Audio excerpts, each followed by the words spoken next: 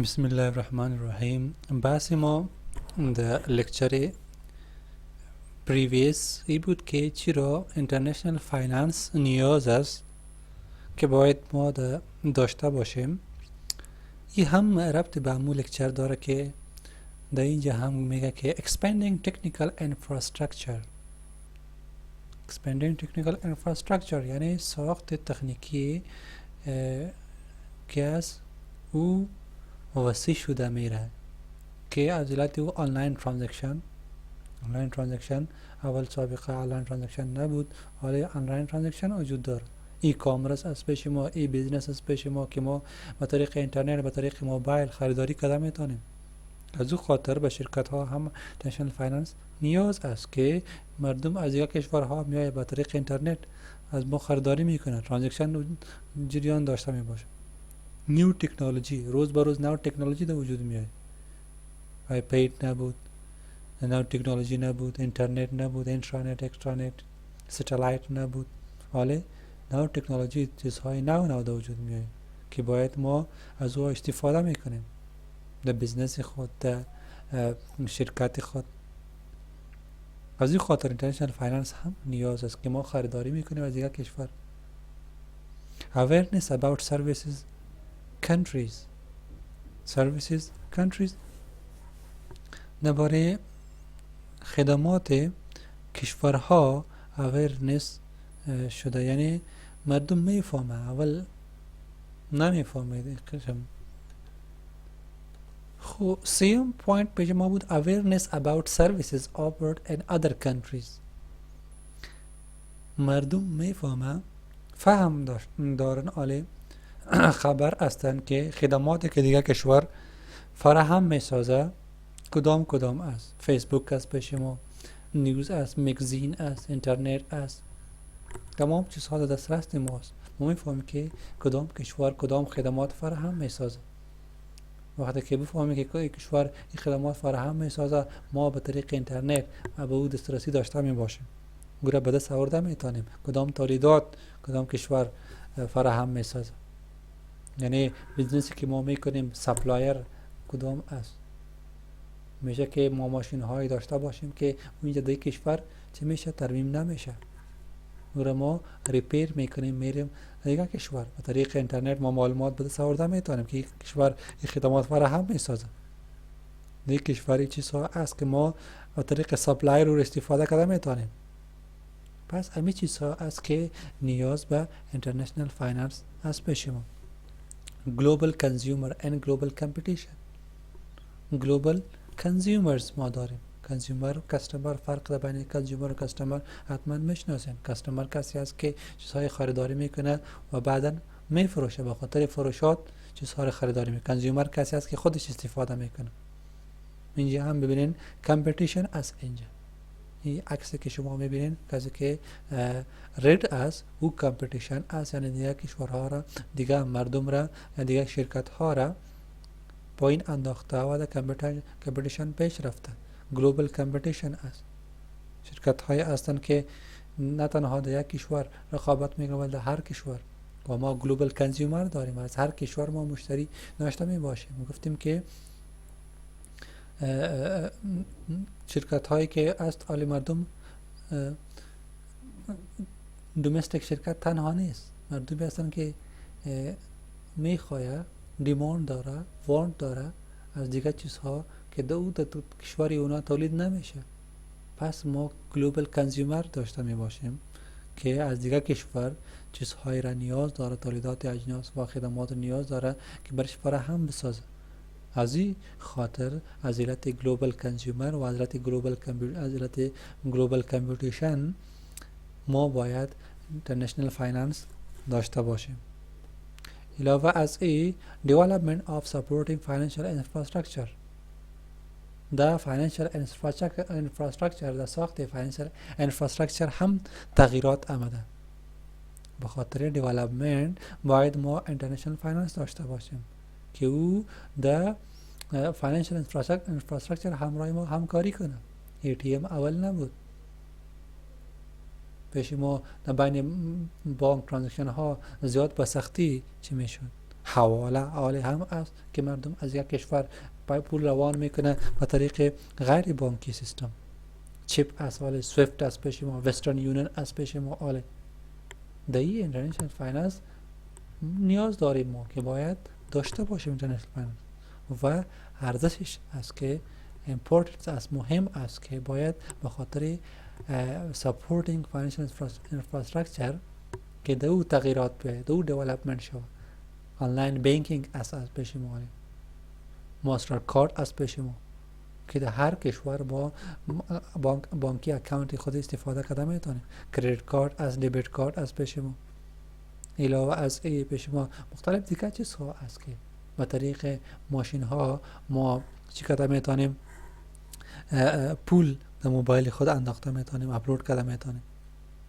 به طریق ماستر کارت، ویزا کارت، دیگر کارت ها ما آنلاین پیمنت کرده میتونیم.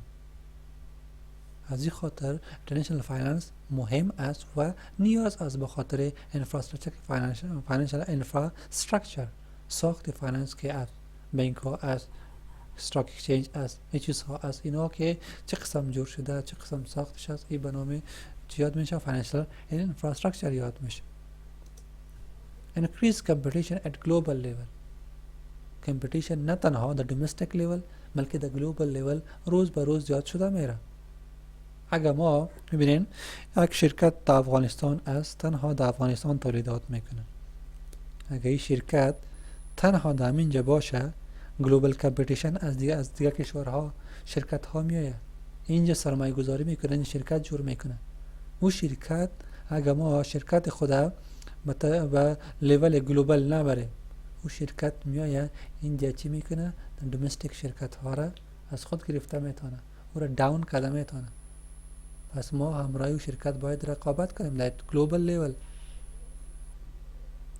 ما را مجبور میسازه که ما گلوبال کمپیتیشن همراهش کنیم در گلوبال لیول. باید خاطر که کیفیت او تولید، او سرمایه گذاری زیاد کرده، کیفیتش خوب است، قیمتش هم خوب است و مردم یک برند ایمیج داشته می باشه. اگر مکدونالد یا دیگر شرکت بیاید یا آیفون بیاید افغانستان اینجا سرمایه گذاری کنه، اینجا کار خود پیش ببره، پس مردم اینجا چیزهایی که در اینجا است، تولیداتی که در این کشور است، او را ترجیح باز نمیده.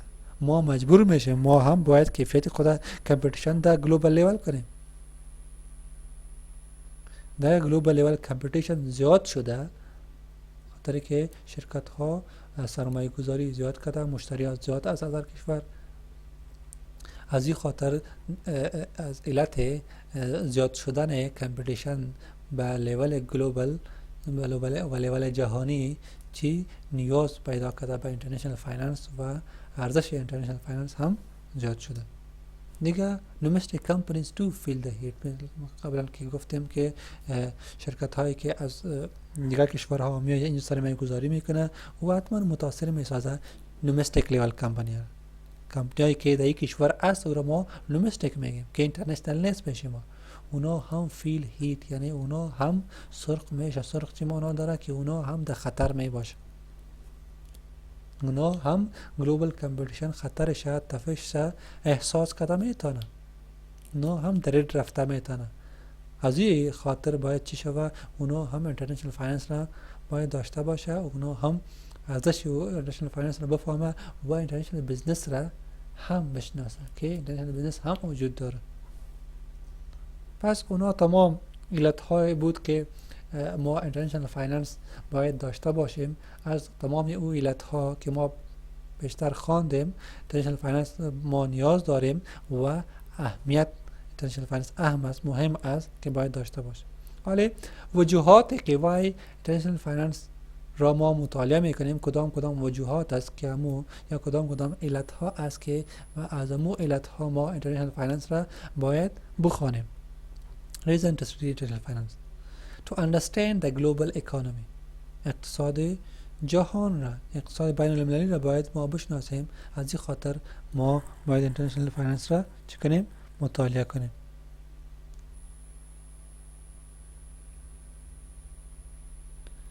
دیگه پیش ما to understand the effect of global finance on the business. که to understand the effect of global finance on a business. تا که بفهمیم بشناسیم اثرات global finance در بیزنس چی است. از کدام علت global finance چی اثر داره. یعنی global finance مانا داره که ما خواندیم که exchange rate چی تاثیرات داره سر بیزنس. همی import export کی است، monetary policy کی است، fiscal policy کی است. این تمام چیزها در بین بانک ها که است یا دیگه stock exchange کی است، تاثیرات کی است، او تمام چیزها سر بیزنس چی تاثیرات داره. به خاطر ای ما international finance را مطالعه میکنیم. سیام کی است to make intelligent decision تا که یک صحیح یک درست تصمیم بگیریم. the investment سرمایه گذاری، the growth of business، the international شدن بیزنس. دی چیزها باید ما یک زیرکانه یک intelligent یعنی بهترین تصمیم باید ما بگیریم. به این خاطر ما international finance را مطالعه میکنیم. پس این تمام علت هایش بود که به خاطر همین علت ها ما international finance را مطالعه میکنیم. خب دیگه موضوع پیش ما از classification of international business operation. classification یعنی درجه بندی international business عملیاتی کارهای بین المللی شرکت ها، یعنی تجارت بین المللی و چند نوع عملیات داره. و یا یک قسم هم گفته میدونم که عملیات های بین المللی سازمان ها به چند نوع است. The international business firm are broadly divided into 3 categories. 3 کتگوری در 3 بخش ما یا در 3 انواع ما international business را تقسیم کرده میتونیم که به 3 نوع است بشیم. یک international firm است، یک multinational firm است، سوم transnational firm است. هر کدامش جدا جدا فعالیت ها داره، جدا جدا عملیاتی کارها داره. international firm که است، international business was یک قسم می باشه، multinational دیگه قسم است، transnational دیگه قسم است. میبینیم که اول international firm است. The traditional activity of an international firm involves importing and exporting. international firm چه قسم firm است؟ international firm یا international شرکت، آن قسم international شرکت، آن قسم شرکت ها را میگه که او تنها صادرات و واردات میکنه. تولیدات را یعنی در اینجا تولید میکنه، میفروشه دیگه، میبره دیگه کشور اکسپورت میکنه و از اونجا چیزها را در کشور تجارت که ما میگیم برش نامه international firm است. یا از خود تولید نمیکنه، تنها صادرات از پاکستان چیزها را میاره اینجا میفروشه، از این چیزها را میبره پاکستان میفروشه، از ایران میاره در اینجا میفروشه، از اینجا میبره در ایران میفروشه. صادرات واردات میکنه. یک قسم شرکت که از عملیاتی کارهایش تنها صادرات، امپورت و اکسپورت است. قسم شرکت به نام international firm یاد میشه. Goods are produced in the domestic market and then exported to foreign buyers. در داخل کشور در domestic level چیزها تولیدات تولید میشه و او را در foreign market چی میشه؟ اکسپورت میشه. به خاطر که مردمی که در foreign market از در foreign countries از اونا خریداری کنند. Financial management problem of this basic international trade activity focus on the payment process between the foreign buyer seller and the domestic seller buyer. Financial management کی است؟ مدیریت مالی کی است؟ و یا قسم گفته میتونیم که پرابلم مشکلات مدیریت مالی کی است. از این بنیادی تجارت کی است تمرکز میکنه، توجه میکنه به سیستم پیمنت که چه قسم پرداخت میکنه در بین domestic و foreign buyer یا seller که بایر فورن باشه، سیلر domestic باشه، and domestic seller و فروشنده داخلی باشه و بایر داخلی باشه، فورن سیلر فورن باشه. چه قسم پیمنت سیستمش چه قسم از فاینانشال منیجمنت با این پرابلم چی میکنه؟ فوکس میکنه زیاد. The international فام هم همه قسم می باشه که ما میریم فور اگزامپل از ایران چیزها را خریداری میکنیم میاریم در اینجا میفروشیم، یا شرکت از در افغانستان چیزها را چی میکنه جور میکنه و میفروشه در ایران یا در هندوستان یا در پاکستان اکسپورت میکنه. ای که میفروشه سر یک کشور دیگه، پس اونا باید در افغانی به شرکت افغانی پرداخت کنه. ما ولی کلدار گرفته نمیتونیم که خاطر که قوانین امی است که باید با از کدام کشور که میخری باید در کرنسی اونا باید اونا را پرداخت کنی پولش. پس اونا که وقتی در کرنسی ما چی میکنه پرداخت میکنه پول را، باید اونا چی کنه، اونا اول کرنسی خود کنورت کنه در کرنسی همون کشور. یا ما وقتی خریداری میکنیم کشور از میخواه از هندوستان چیزها را امپورت کنه به افغانستان، پس اونجا که ما خریداری میکنیم باید افغانی را اول در کلدار هندی تبدیل کنیم، بعد از او چی کنیم اونجا خریداری کنیم و بیاریم در افغانستان و اینجا با افغانی بفروشیم. پس این پرابلم زیاد تر میاد. در فاینانشال منیجمنت هم به این پرابلم ها چی میکنه توجه میده که پرابلم ها برای شکل سیستم جور شود که چه قسم ما اینا را چی کنیم حل بسازیم. اینجا بحث تنها از اینترنشنال فارم بود که اینترنشنال فارم کدام قسم فارم است. پس این فارم است که شرکتی است که عملیاتی کارها در اینترنشنال بیزنس چه قسم میکنه، تنها امپورت و اکسپورت میکنه، تجارت میکنه.